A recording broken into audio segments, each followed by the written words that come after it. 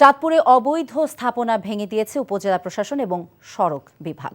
চাঁদপুর কুমিল্লা মহাসড়কের বলাখাল, ধেররা এবং কোয়ারপুর বাজারের অভিযানের খবরে সরিয়ে নেওয়া হয়েছে অবৈধ কয়েকশো ছোট বড় স্থাপনা। হাজীগঞ্জ উপজেলা সহকারী কমিশনার রিফাত জাহান জানান, চাঁদপুর কুমিল্লা মহাসড়কে মাইকিং করে সড়কের দুই পাশের অবৈধ স্থাপনা সরিয়ে নিতে বলা হয়। সকাল থেকে শুরু হওয়া উচ্ছেদ অভিযানে বেশিরভাগ স্থাপনা আগেই সরিয়ে নিতে দেখা যায়। তারপর কিছু স্থাপনা না সরালে সেগুলো ভেঙে দেওয়া হয়েছে।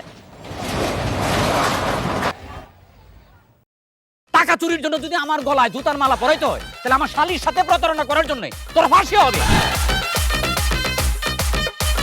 দুলা ভাই, আপনার তো ঘর জামাই বইলা একটা পরিচয় আছে, আমার তো তাও নাই।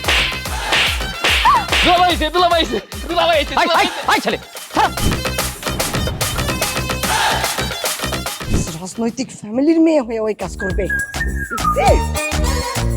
যারে পাবো আরে পিটাবো, রক্তের নেশায় ধরতে, রক্তের নেশায়, কাঁচা রক্তের নেশায় ধরতে।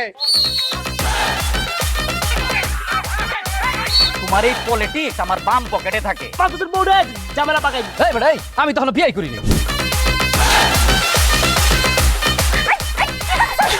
দুইটার আমি গুলি করে মারু। মাসুদরা কোনোদিন ভালো হয় না। আপনার পোশাক আশাক দেখে কিন্তু আপনার তালুকদার বংশের লোক মনে হয় না আব্বা, আপনার মনে হয় যে আপনি ফকির বংশের লোক।